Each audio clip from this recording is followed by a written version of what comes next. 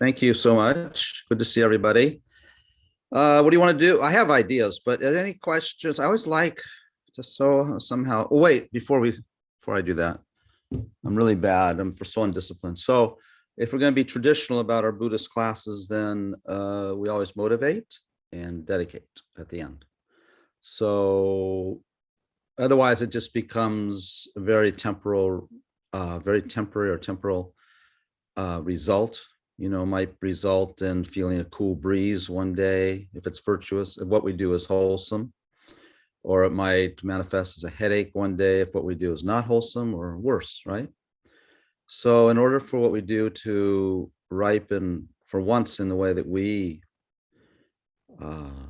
project it to, then you can think when these mental imprints awaken, that they awaken with a higher sense of purpose than just a cool breeze or a headache. Okay, so usually in the traditional Buddhist context, the Mahayana Buddhist context, we think about, well, I hope that what I do now for this hour together will lead to the direct realization of awakening, fully awakened mind for myself, because I can't really help others unless I myself am awakened. And then with that awakened mind, I will work tirelessly for the welfare of others.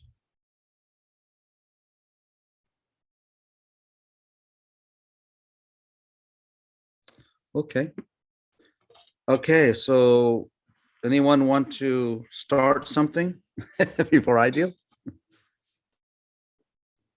No questions, confusion? Did I leave any? I didn't leave any homework because I'm so undisciplined. Okay. Nope. Okay. I do have a question because I do have a question, Karuna. I thought we did have an assignment, wasn't it, to? I thought you did too. Yeah, sort of address when we get upset and whatever, just trying to channel compassion. A version of that. When folks, because I remember. Oh no, I made a provocation. You guys, that's why no one's saying anything, because you all chickened out. So the provocation, remember, was that we were talking about the nature of the mind, and we're talking about the nature of suffering being different than what is usually identified as suffering. The word suffering is probably not the best word. We just don't have another one at the moment. Or there are other ones we use, like discontent, unfulfilled, uncontrolled, imbalanced, things like that. But any of those words really have to be, talked about further, because when we look at the mindfulness movement, for example, it seems to be the goal of the mind. A lot of the mindfulness practices is to develop a more balanced mind, less emotional, less reactive, I should say.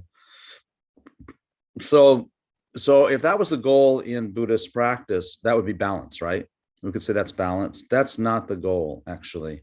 That is the tool. So we need a balanced mind so that we can begin to take control over the mind. And then with the control of the mind, we have the ability to do anything, actually. And maybe we can talk about that in a minute when I show up one particular slide.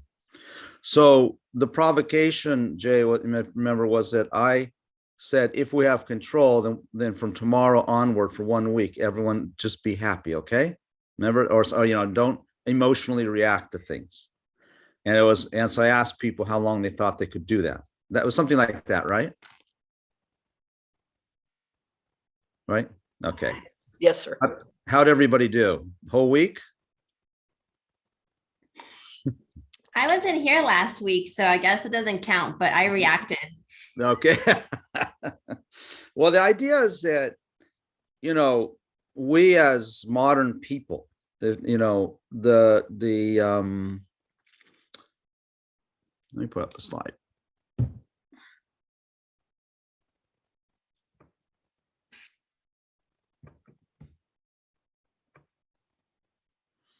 Okay.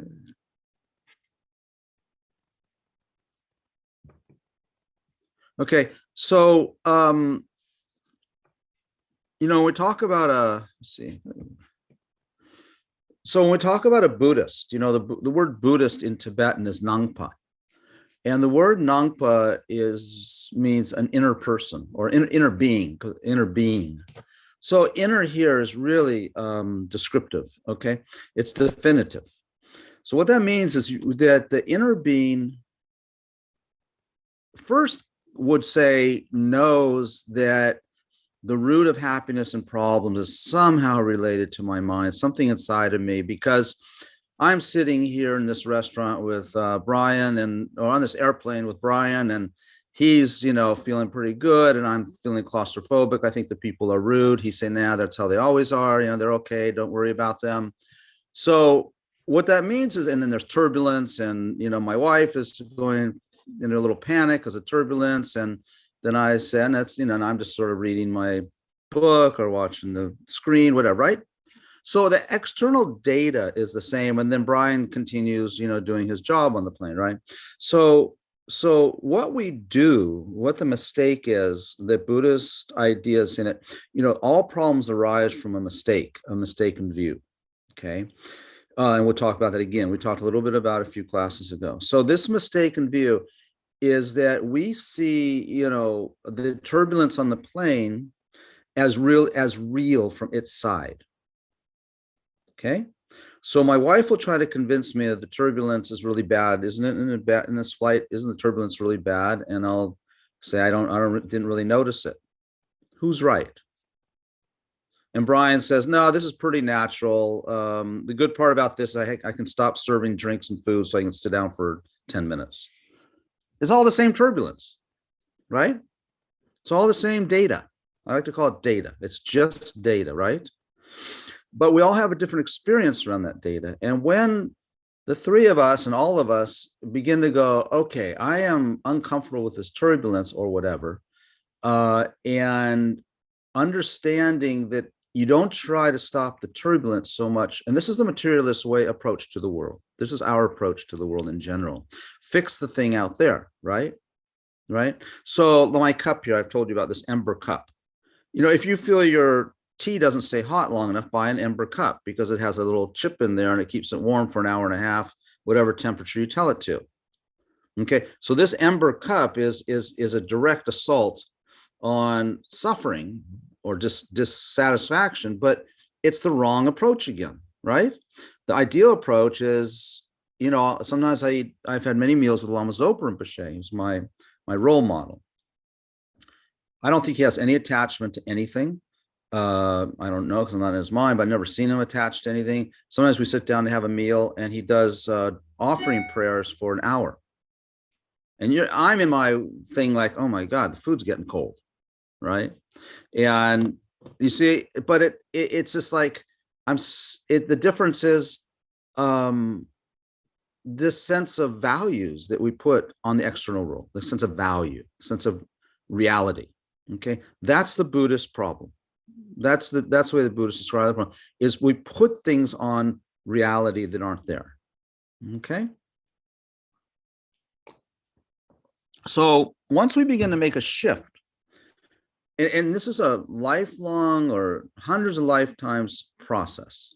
So it's not like today we see the world, the turbulence out there, and then tomorrow, oh, everything's internal. It's not like that.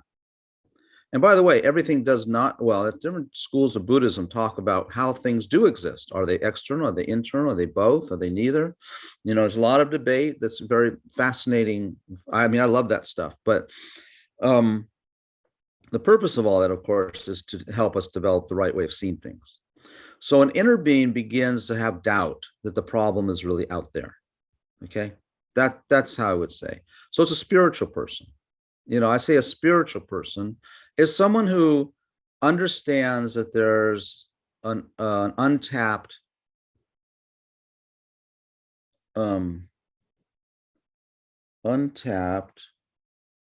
limitless potential within. Now, the materialists, and we all are materialists because we have been for countless eons, thinks there's unlimited potential externally, right? I mean, you think about like just externally where we've come in the last just 1,000 years, and then you can add on to that the last 150 years, and then you can add on to that the last 50 years, the computer age. Well, it's only going to keep going. It's not going to stop. People aren't going to all of a sudden say, "Oh, we've reached the external potential. There's nothing more to actualize externally. We've invented everything." Okay, it's not going to happen. Not for a long time, perhaps. Because that's not the nature of the mind. The nature of people's minds. This is really so fascinating because climate change would disappear pretty quickly if we had the correct understanding of the inner potential. You know, what creates climate change is directing our attention to happiness, the source of happiness outside of ourselves. Okay, it's a big statement, but you could deconstruct it, analyze it, and see where it collapses. Okay. So the shift is to inner being. That means viewing the world from an internal stance, looking outward. Problems are viewed in the context of starting from the inside out. So as Lam Yeshe had said, if you know your mind, you get control over your mind. Remember? Okay. That's where he was alluding to.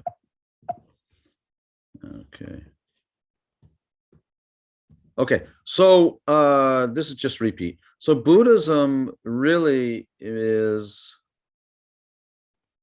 mind science. It's mostly psychology. The philosophy arises from the way the mind functions. It's funny. So we can take a philosophical idea, like the philosophical idea of emptiness, or the philosophical view of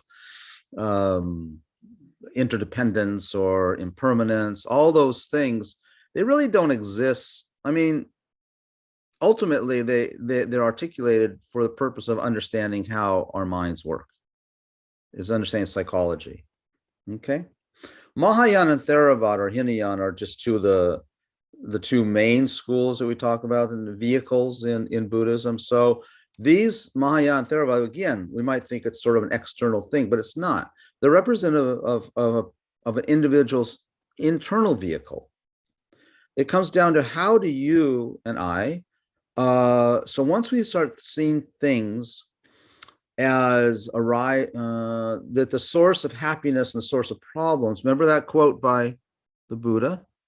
Everything has mind in the lead, has mind in the forefront, is made by mind.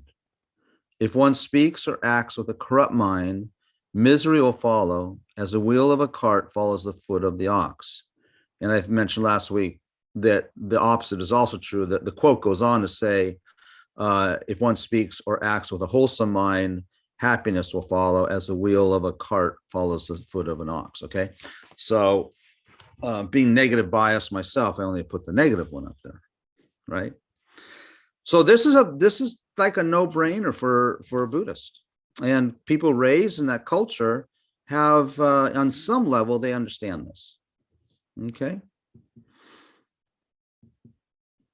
So the next thing is with the Mahayana Theravada or Mahayana Hinayana is, okay, so what do we do about that? And that depends on, it really comes down to someone's personality. Okay. Which particular of those two vehicles you might feel an affinity for. Okay. And then within these, there's 4 philosophical schools that are in ascending order, become more and more subtle. And what their purpose of these philosophical schools is that they present their view of reality. And again, this is not just philosophy. All problems arise from the way the mind engages and perceives an object, the turbulence on the plane. Okay. And the lowest school will say, well, that's because it's really like this. And the next school will say, well, yeah, but no, it's more subtle than that. It's like this. And the third school, the Chittamatrin school, will say, that's okay. That's good for your level. But, as you get more subtle, it's really like this.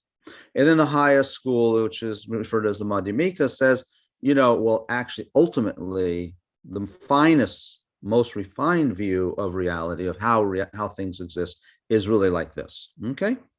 So those are meditation paths also. Okay. Now, Okay, remember the definition of mind? Okay.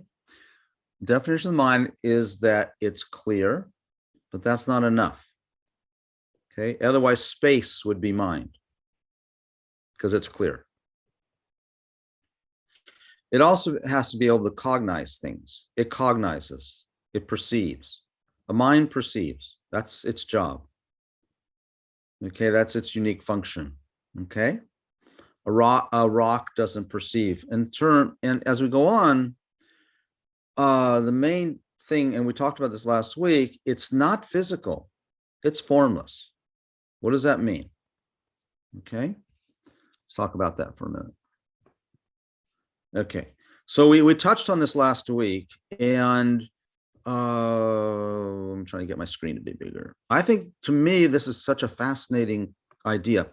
So here we've given a definition of mind, whereas in modern psychology, you don't get a uniform definition of mind. This definition of mind you'll find amongst Buddhist scholars or practitioners, as I said last night, in Korea, in Japan, in China, in Nepal, in Tibet, in India, in Sri Lanka, in Vietnam, and in Laos, Cambodia, and what's that other, Thailand. Okay, you get pretty much the same definition. They don't have an argument around that. Now, there are arguments about, how it functions, not arguments, different subtle, more and more subtle interpretations, okay, of how it sees things and creates problems. So it's clear. That clarity is not like the clarity of glass. Why? What's the difference? Just in the clarity. What is the difference between the clarity of the mind and the clarity of glass?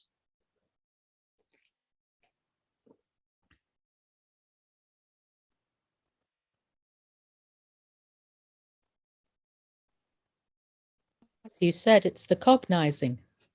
It's now so it's the mind is clear and cognizing. So let's just talk about clear for a second. Though it has it has two elements that define it: clarity and cognizing. Yes. What's the difference in the clarity of glass and the mind? They're different physical materials. Yeah, it's getting closer. One changes, one doesn't. Okay. The mind in my slide there that I didn't, I took off the screen from it. One of the other qualities of the mind is that it's impermanent.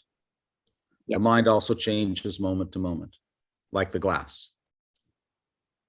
Yeah. So it's not permanent, but that's because I took the slide off. So you get a pass on that one. Okay, but we'll go back to that in a minute. So Vanessa said different substances, did you say? Yeah, different materials. Materials, yeah. So if the mind is formless, does it have material? No, but it's inside a body, which is a material. Correct. So I'm not talking about, that's right. But as you can see, I'm not talking about the body, am I? So we would say, so are body and mind the same or different? I would say they're different, but the mind can't leave the body. Oh, really? Really? Death, but not like right now. Well, maybe even now, if you hear about people astral traveling, and actually there are meditative practices where you don't have to take my word for it, but yes. So the mind, now this is where it gets so interesting. The mind is formless. So being formless means it's not atomic. It's not molecular. So is the body atomic and molecular? Yes. So they're not the same.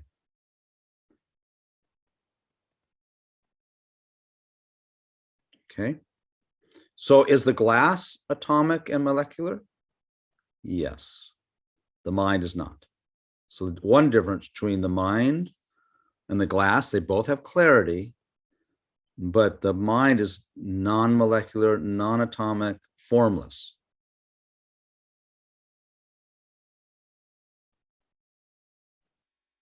Can one argue that though?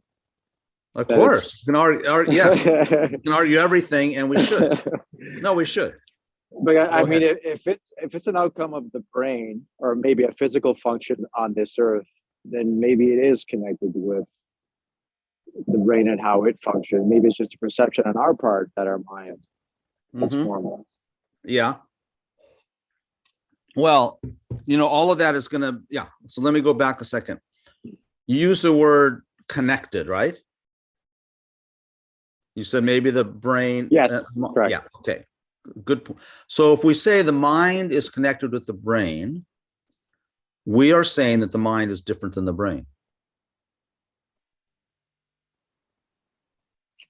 Otherwise, we don't need to say the mind is connected with the brain. We don't need to use the two words. Right.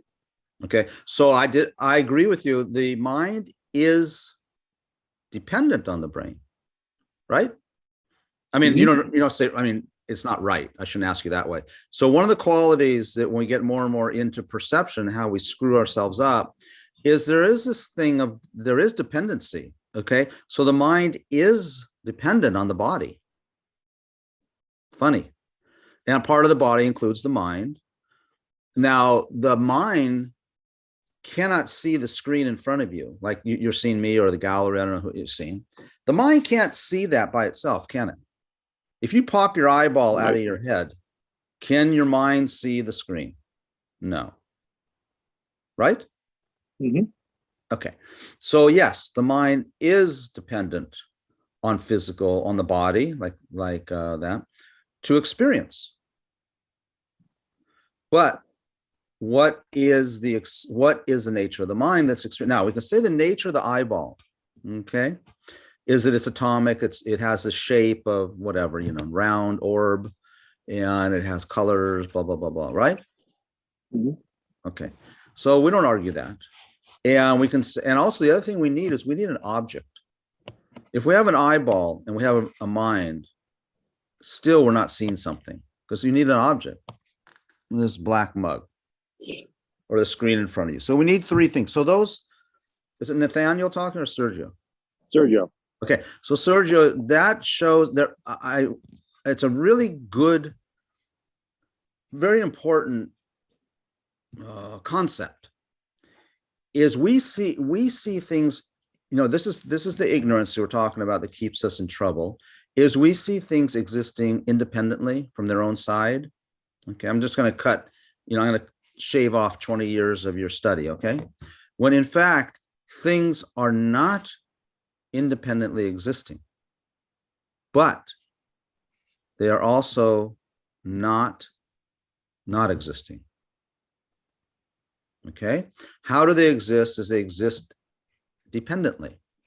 I cannot see your guys' faces if three things aren't there. One, your faces, right? Two, my eyes, eye organ. Three, my mind.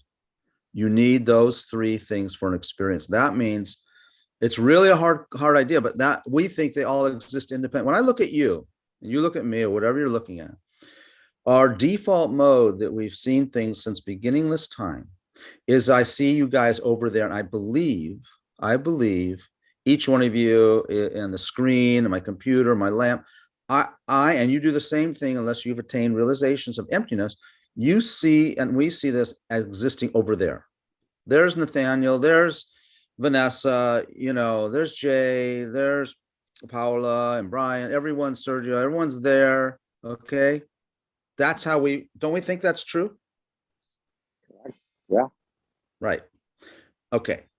So, but what about the fact that everything is moving, like Brian brought up, impermanence? Okay. And everything is interdependent, not independent. Does that make a difference? So the turbulence on the airplane is interdependent. but we see it as independent. That's how we get scared when there's turbulence. And when you look for turbulence, actually, it's very hard to find because everything's moving, right? So go ahead, Sergio. I think I went off on a tangent. Did I? No, you kind of still there. Okay. I think. So going back to becoming our own therapists.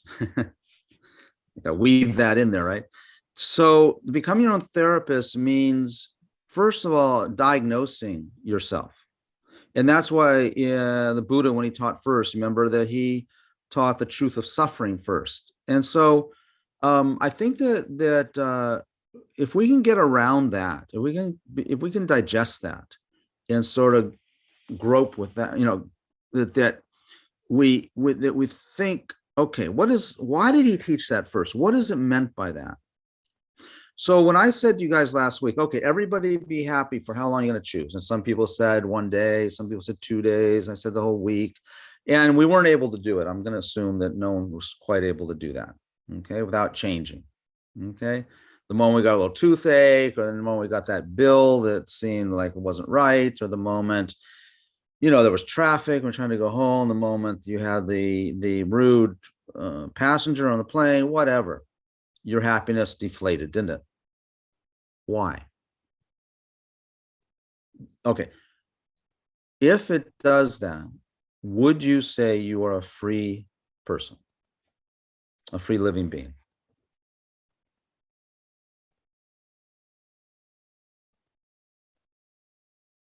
No one's answering. I would say you'd be a free living being if you stayed happy instead of getting upset at the person who cut you off the road. You would be free. I would think so. That's where I'm headed. I agree. What about, for example, Vanessa, what's the happiest you've ever been? Can you remember? I mean, can you tell? Yeah, when I travel and Okay. anything to worry back at home. Okay. Can you remember a specific time when you were traveling and you just felt that sense of contentment? Yeah. Where was it? Oh gosh, there's a lot of places. Well, I would say the last place. Oh, it's been a long time. I would say, I don't know, somewhere in South America. okay. So this is so beautiful. When you think about where you were, if you can't remember, that's okay, but we can hypothesize, right? So you think about where you were, South America, maybe what, Brazil? In Brazil, maybe, or Argentina. I was in Argentina. Yeah. Buenos Aires? Yeah, sure. Yeah, okay. Only because I've been there, so I had the same. So in Buenos Aires, so you think about that, you think about the feeling of lightness or joy or just sort of contentment, and think, I know it sounds elementary, but where was that feeling? Where was that experience? Where was it? Like in my body? Like what part of my body? Was it inside of you or outside of you? I would say it was inside. Yeah. Yeah. And would you say it was in your mind, like something you were cognizing? Yes. Yeah. Okay. So it's in your mind, right? Mm-hmm. Yeah. And we say, like we said before, there's sort of this interdependency between like your eye, your mind, and the object. So maybe you were, I don't know, maybe you had a really good meal. So then it was the interdependency between the object being food, the organ being the tongue or the taste organ, and the mind, right? Mm-hmm. So the experience was internal though. But what happens to us is we say, I really want to go back to Buenos Aires because I feel so good there. I want to go back to that restaurant where we had such a good time. That's how we spend our life. And that's the meaning here. That is considered a very substandard way of living our life and seeking happiness. It's flawed. Because if we could really dig down, and meditation does this, we would know that Vanessa's experience was internal. It was something in her mind, primarily. Yes, it got activated by the restaurant and the people she was with and the taste of the food. But primarily we get tricked into thinking, oh, I just want that food every night. That's how we think, right? Because we think it's the food. You know, if you really love sushi and you have it every night, you don't get happy every night. It's better when you have it like once a week. So, you know what I'm saying? It's like Brian, did you serve the people in business class? No. Were you what did you do on as in the air? Were you a pilot? No, flight attendant, but I stay in the back Oh, how come? because I can hide Oh, okay. and Well- I don't have to deal with such big egos. Okay. So if my point is that when people get into business class for the first time, it's like, wow, look at this, you get this and you get that, and the headphones are noise canceling, and the food, wow, they gave me a free glass of champagne, and right. But what happens the next time? And the next time? They enjoy it, but they're not getting the same buzz. Same thing. So if we think the buzz is in the food in Argentina, we'll go back and you go, God, this wasn't as good as the first time. Right? So this should be conviction. This is the point of this, is to convince us to become nangpas, inner beings. Okay, inner being. But it takes convincing. And we have a long habit of seeing things this way, right? I mean, long habit. Okay.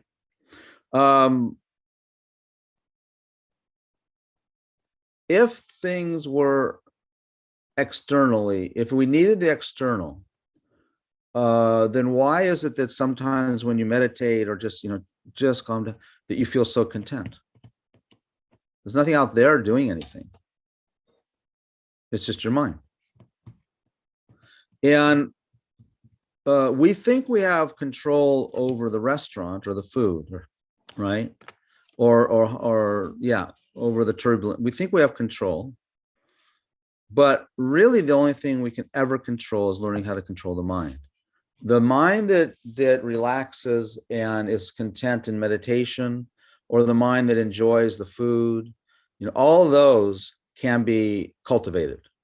Okay, and that's the purpose of mind training. Okay, we got mind training. I like to say mind training more than meditation. Meditation is, of course, mind training, but not always. In mind training, we use meditation, but meditation isn't always mind training. That's what I was going to say.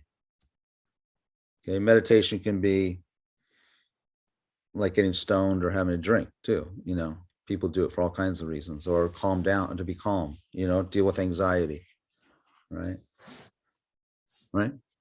Okay, so it's a lot of different things. So mind training is a little different. Mind training is we discover that we get convinced that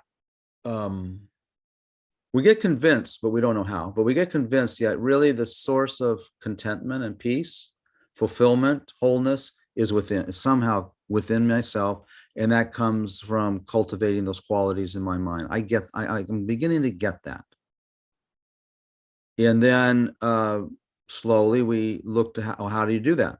Well, that approach takes training, because we've trained ourselves in the opposite, haven't we?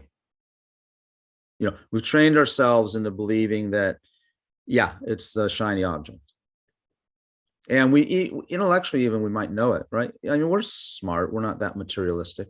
We're not like that. But the default natural instinct of the mind is to seek fulfillment in things. It's just a really bad deal, because now we can all tell ourselves, I'm never going to do that again.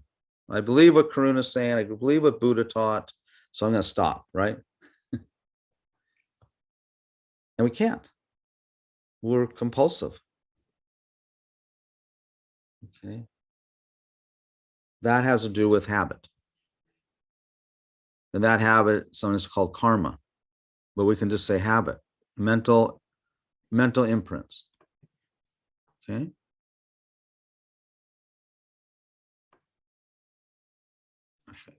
So in the definition of mind, it's clear, able to perceive objects, and then it's non-atomic. When it says not physical, it's formless. So here's another thing I asked last week. I think that I probably confused you all. But I said, where is the mind located?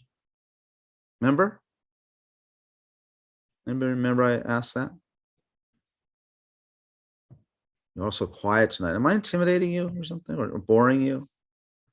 Even boring. So where, if something, okay, I'll just keep talking. If something is formless, can it be located? Can it be contained?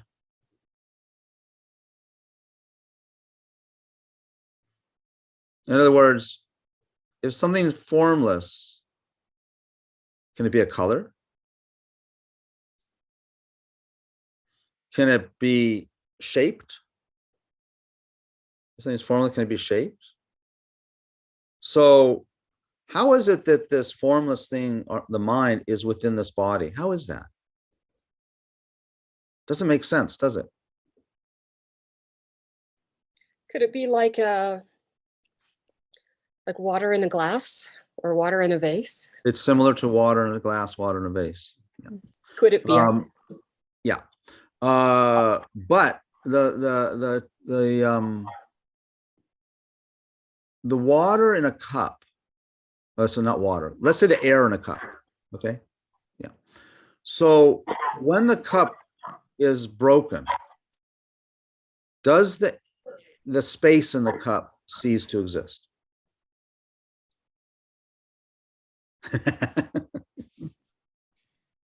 Mind benders, huh? I've pondered about this, like, why is our mind stuck inside our body? Is it because we're just too attached to our senses that we want to touch things and eat things and smell things and, do things that are pleasurable as a result of our body senses? And that's why we're so stuck in our bodies instead of, like, reincarnating into something formless. Yeah, exactly. It's exactly what it is. I mean, we could get more specific. There are living beings, as you were just alluding to, that don't have bodies. They have very, very, very subtle bodies. You can't really see them. And that's because they're all in their mind. They live their lives in their minds, in the mind. To develop that that kind of living being, it usually comes through deep meditation. It's a very deep concentrated mind. Okay. So we get the body that our mind sort of creates. So people if you have a messed up, sick body, the mind really, your karmic imprints created that body. Okay. Because the mind is formless, it can leave the body, and it does when we die. Okay. But it's very important to remember, the mind is weird until we become very highly evolved. It's dependent on a body. So even though we leave at the time of death, the mind immediately is unconsciously seeking another body. And when it's in the intermediate, huh? Brian's got something. I'm just interjecting. Excuse me. Go ahead, Brian. Oh, sorry. I'm just curious, when you sleep, what is the Buddhist school of thought of, can the mind leave the body while you're sleeping? Yeah. So that's so when we become more and more, what do I say, study more and more the mind and how it exists, we come to the place where in the tantras they talk about the gross mind, subtle mind, and very subtle mind. When we sleep at night, the gross mind becomes suppressed.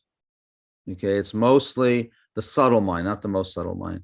And if we absorb if that subtle mind absorbs or becomes dormant, and it's only the most subtle mind, and that most subtle mind were to leave the body, we would be dead.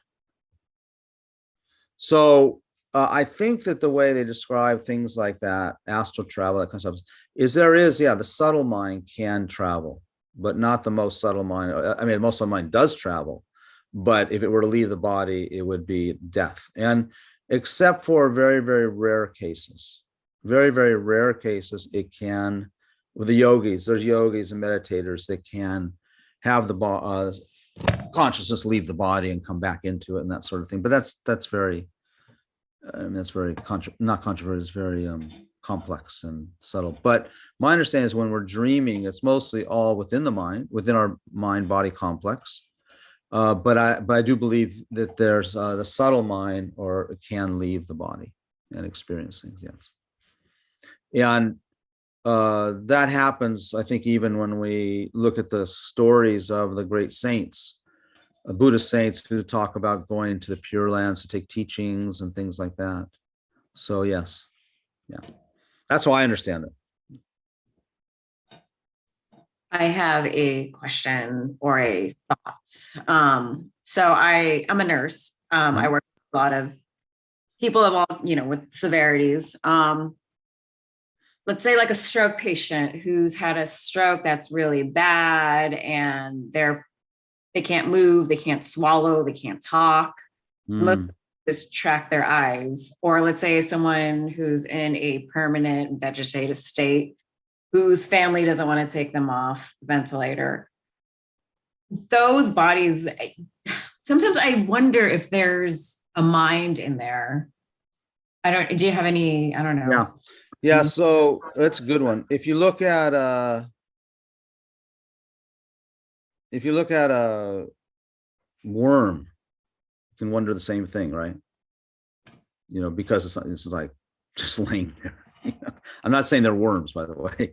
I'm just saying that because they're not functioning does not mean there's not a mind in there, and that's why it's a tricky ethical question. If you can take someone off life support, so if they're breathing, right? If they're breathing, there's a mind in there, and when we die, this is very good. It'd be very good. Are you around dying people sometimes? Yeah. So it'd be good. I would suggest to read on the Buddhist articulation, the teachings on death and dying, because it's very helpful for many doctors and nurses have suggested, not just me, but they've read the science of death or the process of death. And what happens is that when the mind leaves the body, that's the definition of death in Buddhist terms. Okay, but the mind can reside in the body for 3 days or so after the breathing is stopped, because mostly what we're seeing when someone's dying is what we call the gross mind ceasing to exist, function, right? And what happens in the description is that all these gross functions, the elements and the feelings and the cognitions and the likes and the dislikes and the memories, they're all slowly absorbing or dissolving. Those are all the gross minds, all those memories, and they're all dissolving within the subtle mind. Okay, meditators now, and then at the subtle mind level, you still are having visions that are part of the visions of the process of death. Like in the beginning stages, when the gross mind is absorbing, there's different things that the dying person experiences. They feel like in the very beginning, they feel a huge weight on them, like they're being crushed. Not if you're a very virtuous person, you don't have that sense of. Then there's things like they see fireflies, kind of sparkling lights going through their vision. But you're not, and they lose their hearing right away, by the way, and they lose their sight right away. And you can read these stages if you read in these texts, So point of that is that all stops, and then we say, oh, the person's dead, and the breathing stops. But from physiologically, no, there's still subtle functions of the mind that are still absorbing, dissolving. So in our world, for example, we're a little bit careful not to start cutting up the body, because there's still someone in there. Yes, the mind is very subtle, but it's going through its death process, and we don't want to interrupt that because bad things can happen. So it's tricky in the West here. And then that subtle mind eventually dissolves into the most subtle mind, and the most subtle mind or conscious is like a little seed, little consciousness seed, and it does have a little bit of form to it, but the form is like kind of like energy. That's what leaves the body, and that's what enters the intermediate state. In the intermediate state, it has a intermediate state body, but it's not made of bone and blood. It's like a dream body. And then eventually it finds a womb, or whatever, parents, and then it enters the womb and enters the egg and the sperm if it's going to be human. That's what happens. I don't know. That's a really long answer to your question. Is that helpful? So there is some, just because they're not functioning verbally, it doesn't mean there's no one there. And they might have a lot of recognition. It's true. But they can still experience pain. If it's just mental pain. Runa, excuse me, Irlanda would like to say something, and I'm sorry I cut you off. It's hard to jump in. No, I like it. I don't mind. Now I see your hand. No, Sorry. I need a moderator. I talk too much. Okay. I wanted to ask so I know the Tibetan Book of the Dead is the instruction manual that you prepare when you are beginning to pass. Are there other texts on death? And I saw the one that you sent, Paula. Yes. Paula, which one was it? It's the How to Help Your Loved Ones on the Next Rebirth. Okay. And who's it written by? I haven't opened it yet. Okay. I just downloaded it. There's another one, death, intermediate state, and rebirth. And that's, I think that's by Lama Rinpoche, but I'm not sure because I don't have it in front of me. Does anyone know that book? Lama Rinpoche, Death, Intermediate State, and Rebirth. Okay. Actually, just Google it and tell me what you find. Okay. The book I've just put into the chat for everyone, which you can just download. You can drag and drop it out of there, I think, or download it, or just double click it. Either way, you'll get it. And that's from Lama Zopa Rinpoche. Oh, okay, good. That'll be perfect. So Rinpoche wrote another one. Is that the red cover one? No. Is it? No. There's a one that's anyway, red cover. Anyway, just look in there. That should have the stages of death and dying. Does it, Paula? Do you know? It's really extensive. It's really long. It covers everything. Yeah, that'll be complete. That'll be perfect. And if you have any questions that you could try ask, I might be able to answer them at some point. Something comes up, or I might not be able to. So I would suggest also for Vanessa to try and get a copy of that. I have read it. I was reading that as my mom was dying. Oh, good. I have another question. So I watched a show. It's like one of these weird shows on Fox a long time ago where it was like freak people or something. But there was this baby that was born with a parasitic head. A Siamese twin, but and it was blinking and the eyes are moving. So I'm curious, does that parasitic head has a mind, or is it is there two minds in one body? No. Well, it can be, but I would say no. I mean, when I say it can be, anything's possible. But generally speaking, no. Were there two heads? It was more like, okay, the head of the baby, whatever, and then it had a face like next to it, and the eyes were blinking. Oh, and it was considered a parasitic head, and they had to. Oh, I see. Yeah, that could be it could be two beings. They would function sort of like Siamese twins are probably two beings, right? Well, I would think Siamese twins are actually two beings that are joined. This was just an extra head. But it was not merely, I don't mean it sound like that, but it was joined at the head as opposed to the hip. No, there was no second body, where a Siamese twin is like two bodies. Right, I get it, but wow. No, I'd say it was another, I'd love, can you send me that? I'll, You I'll have a try picture? right now. Yeah, not right now, but I'd give it to Rinpoche, Lama Zopa Rinpoche. He really likes those kind of things. I would say that I would probably say it was two beings. Yes. Yeah, it's pretty weird. But I could really go into detail. I mean, go out there if you want, but I'm not going to. I'm going to restrain myself. Let me, that gives me a segue into a slide.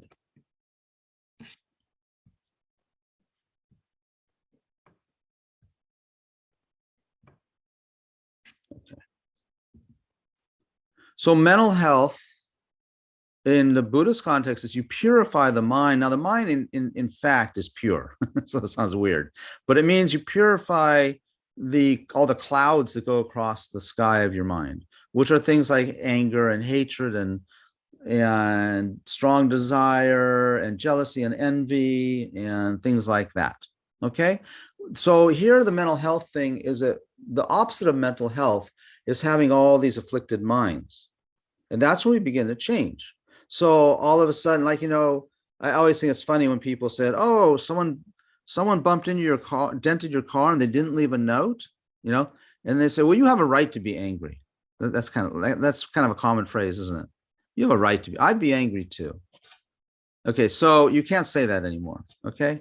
Because we're now peace seekers, and anger is not one of the things that makes peace in the mind. Sorry. Even no matter how culturally that is accepted, righteous anger. There's that one, righteous anger. I guess there could be righteous anger, but I think maybe righteous power, maybe, but I don't know about righteous anger. And so it's really tough. We're looking at this situation in Ukraine. Terrible. I mean, it's hard to watch on TV, and it's really hard not to be angry at the Russia. For me, sorry. And someone else, you might have an opposite point of view, but anyway, very hard for me not to be angry at the senselessness of this. Why do you do this? And it disturbs my mind, and so I'm not there yet.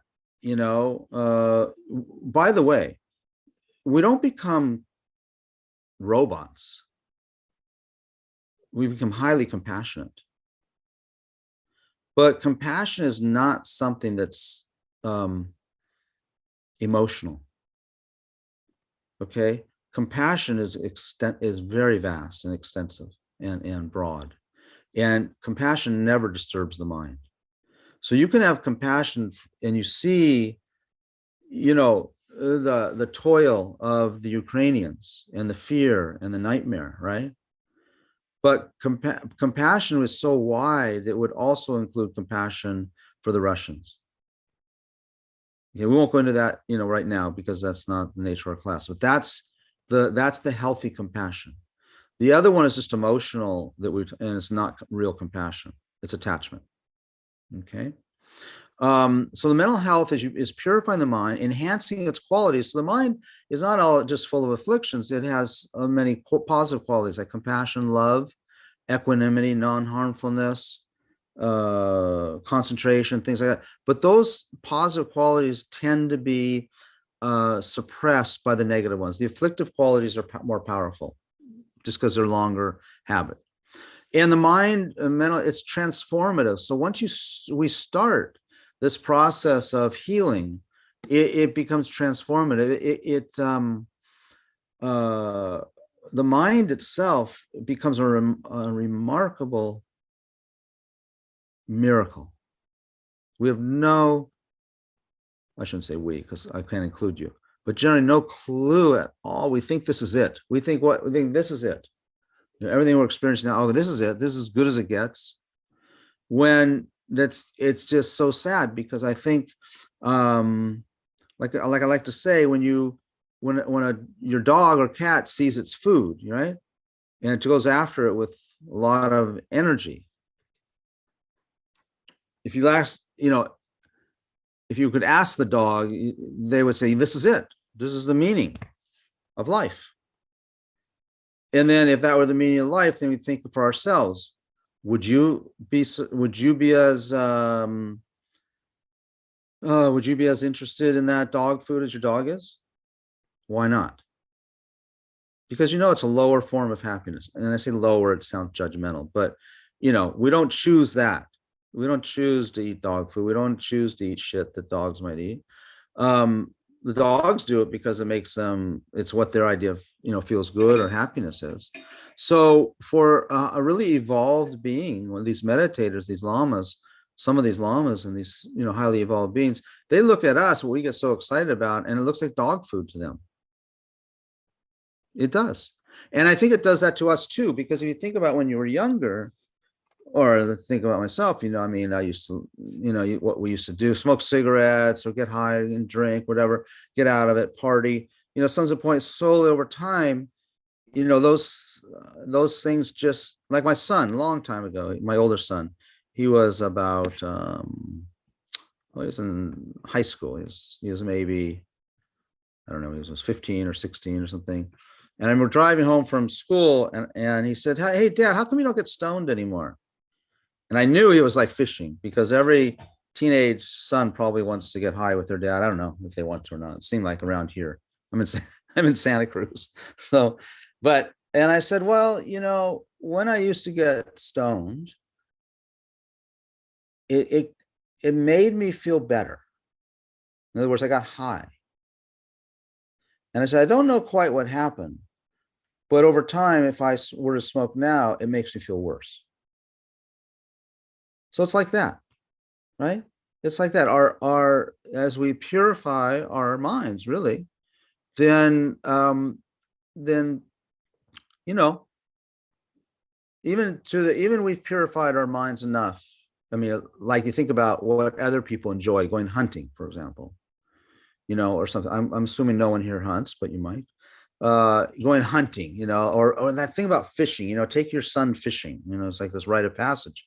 But that doesn't work for us, right? Because that's kind of how we begin. That's a more developed mind will not be interested in those things. And not because they're bad. It's just because they don't produce a level of happiness and contentment that more refined things do. Okay, more refined things like experiences or meditation. Okay, what was this down here, Paola? There's something down here. That's your, okay, the book. Okay, so it's 2 minutes to the hour. Sergio, one last question. Nothing for me. Okay, Nathaniel. No, I don't have anything. I kind of had a question about last week I was thinking about, but Sure. I was wondering what Buddhism's perspective on mental illnesses like schizophrenia maybe, or like OCD, Yeah. more intense stuff like that. Yeah. Well, first of all, they're tough. Yeah. When I was living in the monastery in Nepal, I wasn't a monk, but I lived there for 12 years. And one of our brightest monks, incredible scholar, he would stay up, like a lot of monks did, stay up. He was like in his 20s. He would stay up debating, because they love debate, and they get in this philosophical debate. Once they get about 15, 16, 17, they start understanding the ideas, not just rote repetition. And he was one of the best. And they'd stay up to 1, 2, 3 in the morning and debating. They get up at 5 and start their day. And this one monk was like the number one scholar, slowly developed schizophrenia. And there we were with my two lamas, Lama Yashe and Lama Zopa Rinpoche, who very highly realized beings from my point of view. And we would go to them and ask for advice. What can we do? And this monk would go see them, and they would do some kinds of ceremonies and rituals for him. But he wasn't getting better. And then they said, well, he needs medication. This is Nepal in probably 80, something like that. And what's medication like in those days? I mean, I don't know if it's improved that much, but anyway. So he did take the medication for a while, and he did improve. He got pretty functional. But the thing about many schizophrenics and people with bipolar disorder and things like that is they don't really like the medications. It takes their edge off, you know. And so he quit taking it, and he slowly degenerated. And so his sister, was a nun, felt they had to take him out of the monastery, and there's nothing these high lamas could do for him. And eventually she took him out of the monastery and took him back up to their home in Solukhumbu up in the Himalayas. And one night they found him dead outside. He went outside in the snow and froze to death. And but the point of the story is that when we ask Rinpoche, what did he do to have this, and it wasn't from that life, it was a previous life. So there's some karma or imprints, actions. They're not all equal. If you accidentally run over, a caterpillar in your car, is very different than, seeking out, your enemy and murdering him or her. And then if you did it with torture, that's even worse, so there's weights of karma, of course. So one of the things that in this case, they said that he had broken, in previous life, he had broken his monastic vows, which is very heavy karma considered, and so that was a result of it. So they said there's nothing we could do, because once karma is ripening, right, it's like popcorn. Popcorn pops, you can't put it back in the kernel. Okay. So generally speaking, Lama Yeshe said to me, I think I told the story many times, and then we'll stop. Okay, is that forgive me for telling this probably a couple times already, but I was in charge of managing our November courses, and we have 150 to 250 people, Westerners come, and so you got some people that were not so balanced. And one woman there's one woman who started hissing like a snake at people. Yeah, she's like sort of disassociated, and was really pretty bizarre, and like she was possessed. And so the retreat leader, Lama Zopa was the teacher, of course, and then the retreat leader is always a Western person, a nun or monk. And I remember going up to see Lama Yeshe because this lady had begun like breaking windows and stuff, and getting kind of destructive.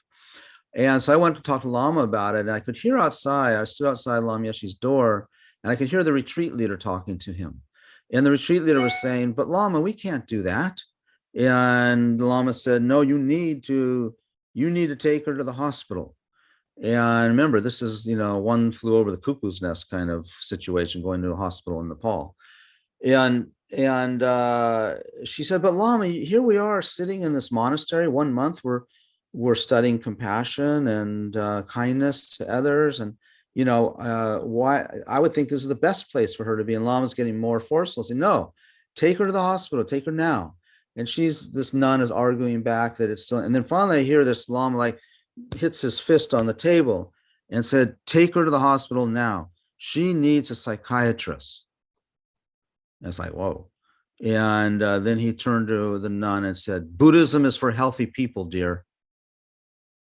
Okay, so as a clinician myself, I've always held on to that Buddhism is not the answer. If people, I think ultimately, okay, it probably is the answer, but we may not have the time, we may not have the skill, So in the meantime, we need to use some of these other sources of, particularly for short-term care, suicide, delusional thinking, things like that. People just need they're just hanging on. And so for that, short-term, Buddhism is not necessarily the best for short-term fix. It is the best for long-term fix. So people in that situation, do they just not have the karma to sit and listen to the Dharma? Yeah, they don't have the karma. Well, there's one thing is you could have the karma. I've had experience with people who have very devoted to the Dharma, but they're mentally unbalanced. And some of them get a clue. They get it. And you can look at that mental imbalance from a Buddhist perspective too. And so I've had clients, Buddhist clients, now this is with depression, who really chose to overcome their depression through a Buddhist approach. Up to that point, they may have been on meds and stuff like that. And they did, but it takes work, you know, and you have the karma too. So, you know, sometimes karma, when you say karma, again, it means mental imprints. And sometimes your mental imprints are so strong, you're really under their control. It's a little bit like if you think of someone, well, if you think of your dog again, it's so under the control of its karmic imprints. If you tell your dog, you know, listen, I'm going out for 3 days. I've left your food in that little cupboard in there. You can open that. I know, even with your paws, you can open it. Don't eat too much. Just mix a little bit of water with it. You know, I put the water by the side and only eat it, you know, twice a day. Your dog can't do that, right? It doesn't know what you're talking about. So it has heavy karma. It has heavy karmic imprints. It can't, and they're human beings like that too. It's a whole scale of karma, from the holy beings to, you know, the people suffering in Ukraine. I'm not saying they're worse, but you know what I mean? They got a heavy imprint manifesting in front of them. So, Sergio, did you have your hand up? Even though it's... Yeah, I just want to go back to the monk who I think you said he broke his monastic vows, and that's why he had some kind of karmic debt or something to pay. In previous life, in previous Right. life. So those imprints are carried from all our previous lives. Is this something that he feels is bad, or something that he should pay back, or is it part of... Yeah. So we can talk about this next week, because karma is a really interesting, it's really if you can remind me, karma is a very interesting topic that needs a lot of clarifying, because there's a lot of myths around karma within our you know, within the culture. So when we talk about karma imprint, so it's like this, it's nothing, there's no value judgment. So often it sounds like a value judgment, like fate, you know, or sin. But here it's like this. Right now, you and I, all of us, are creating mental imprints, and they're stored on our consciousness.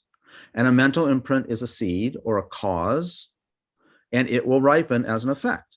That's what causes do. Causes ripen as effects, unless we do something about them. So not all causes are equal. So if I let's say sit down and have a cup of tea, that cause is different than if I were to go outside and throw rocks and try to get a car to crash out there by throwing rocks, you know, try to harm somebody. Very different imprints. Okay, that imprint, depending on the strength of the imprint, will ripen accordingly. So I can, if next week, if I can remember, I'll try and share with you there's 4 qualities of karma that might be helpful to understand. Imprints. So when we say karma, in my book, that means mental imprint. And those are not lost when you die. Those are taken on your consciousness to your next life. Okay? Okay, so thank you. And remind me next week, Sergio, if I can remember as well. And so just remember that the hour and 10, 15 minutes we spent together. So we use this energy. We're going to affect the imprints that we generated over the last 60, 70 minutes. And these imprints we dedicate to ripen as more wisdom and compassion in our hearts, in our minds, to direct it towards the welfare of others and our own spiritual development, well-being. Thank you very, very much. Thank you. See you soon.